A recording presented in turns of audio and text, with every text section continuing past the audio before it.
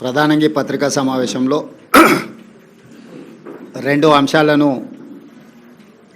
పాత్రికేయ మిత్రులకు వివరించాలని ఈ సమావేశాన్ని ఏర్పాటు చేయడం జరిగింది. మొదటిది,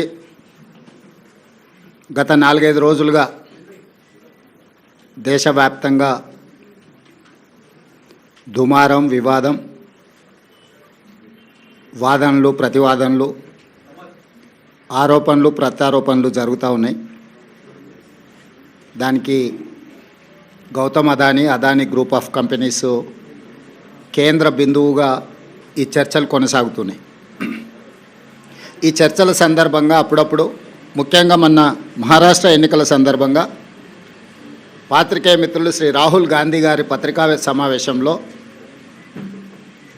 అదానీ గారి నుండి తెలంగాణ రాష్ట్ర ప్రభుత్వం, ఆ రాష్ట్ర ముఖ్యమంత్రి రేవంత్ రెడ్డి గారు నిధులను స్వీకరించారు కదా, కాంగ్రెస్ పార్టీ ఏ విధంగా అదానీ గారి తప్పులను ప్రశ్నిస్తారు అని చెప్పి పాత్రికేయ మిత్రులు ప్రస్తావించడం జరిగింది.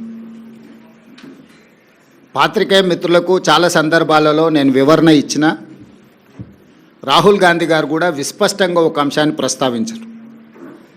చట్టబద్ధంగా, రాజ్యాంగబద్ధంగా రాష్ట్ర ప్రభుత్వాలు కానీ, కేంద్ర ప్రభుత్వాలు కానీ ఏదైనా అంశంలో టెండర్లు పిలిచినా, ఏదైనా అంశంలో పెట్టుబడులు పెట్టడానికి అవకాశాలు కల్పించినా అందరికీ సమానమైన అవకాశాలు, అందరూ పోటీ పడే విధంగా నిబంధనలను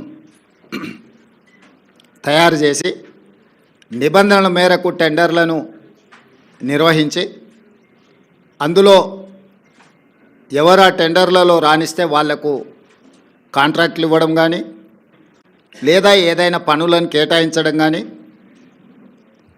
ఏదైనా విషయాలతో అదానీనే కాదు, అంబానీ కావచ్చు, టాటా కావచ్చు, బిర్లా కావచ్చు, ఈ దేశంలో ఉండే ఏ సంస్థలకైనా రాజ్యాంగబద్ధమైన రక్షణ ఉంటుంది, వాళ్ళు పెట్టుబడులు పెట్టడానికి అవకాశం ఉంటుందని రాహుల్ గాంధీ గారు వివరించడం జరిగింది. అయినా జర్నలిస్టులు కావచ్చు, రాజకీయ పార్టీలు కావచ్చు, పదే పదే తెలంగాణ రాష్ట్ర ప్రభుత్వానికి ప్రతిష్టాత్మకంగా తెలంగాణ రాష్ట్ర ప్రభుత్వం భావించి ప్రారంభించిన యంగ్ ఇండియా స్కిల్స్ యూనివర్సిటీకి కార్పస్ ఫండ్ కింద రాష్ట్ర ప్రభుత్వం నిధుల స్వీకరణ కోసం చేస్తున్న ప్రయత్నంలో భాగంగా చాలా సంస్థలు ముందుకొచ్చి రాష్ట్ర ప్రభుత్వం ప్రారంభించిన ప్రతిష్టాత్మకమైన యంగ్ ఇండియా స్కిల్స్ యూనివర్సిటీకి నిధులను ఇవ్వడం జరిగింది. దాంట్లో భాగంగానే అదానీ సంస్థ కూడా 100 కోట్ల రూపాయలను కార్పొరేట్ సోషల్ రెస్పాన్సిబిలిటీ కింద తెలంగాణ రాష్ట్ర ప్రభుత్వం ప్రారంభించిన యంగ్ ఇండియా స్కిల్స్ యూనివర్సిటీకి ఇస్తాము అని చెప్పి ఆమోద లేఖ ఇవ్వడం జరిగింది. ఈ అంశాన్ని ప్రస్తావించడం ద్వారా అదేదో అదానీ గ్రూప్ తెలంగాణ రాష్ట్ర ప్రభుత్వానికో, ముఖ్యమంత్రి గారికో అప్పనంగా 100 కోట్ల రూపాయలు ఇచ్చినట్టుగా అనవసరమైన చర్చలకు, రాద్ధాంతానికి తావిస్తున్నది. వాస్తవంగా ఇన్కమ్ ట్యాక్స్ క్లియరెన్స్ లేకపోవడం వల్ల ఇన్కమ్ ట్యాక్స్ నుంచి మినహాయింపు తీసుకోవడానికి రాష్ట్ర ప్రభుత్వం చేస్తున్న ప్రయత్నము నిన్న మొన్ననే 80B కింద రాష్ట్ర ప్రభుత్వానికి యంగ్ ఇండియా స్కిల్స్ యూనివర్సిటీకి అనుమతి ఇవ్వడం జరిగింది. ఇప్పటి వరకు ఏ సంస్థ నుంచి కూడా తెలంగాణ రాష్ట్ర ప్రభుత్వం తన ఖాతాలోకి ₹1 కూడా తీసుకోలేదు, ఇంక్లూడింగ్ అదానీ. అయితే అనవసరమైన చర్చలలో తెలంగాణ ప్రతిష్ట కానీ, వ్యక్తిగతంగా నా గురించి చర్చ జరగడం, మా మంత్రివర్గ సహచరులకు నాకు ఎలాంటి సుతారము ఇష్టం లేదు. అందుకే స్పష్టంగా నిన్ననే రాష్ట్ర ప్రభుత్వం తరఫున అదానీ గ్రూప్ ఆఫ్ కంపెనీస్కి మా అధికారి జయేష్ రంజన్ ద్వారా లేఖ రాయడం జరిగింది. జరుగుతున్న వివాదాలు, ఆరోపణలు, రకరకాల పరిస్థితుల వల్ల తెలంగాణ రాష్ట్ర ప్రభుత్వం మీరు ముందుకు వచ్చి ఉదారంగా తెలంగాణ యంగ్ ఇండియా స్కిల్స్ యూనివర్సిటీకి ఇస్తాన్న 100 కోట్ల రూపాయలను తెలంగాణ రాష్ట్ర ప్రభుత్వము స్వీకరించడానికి సిద్ధంగా లేదు.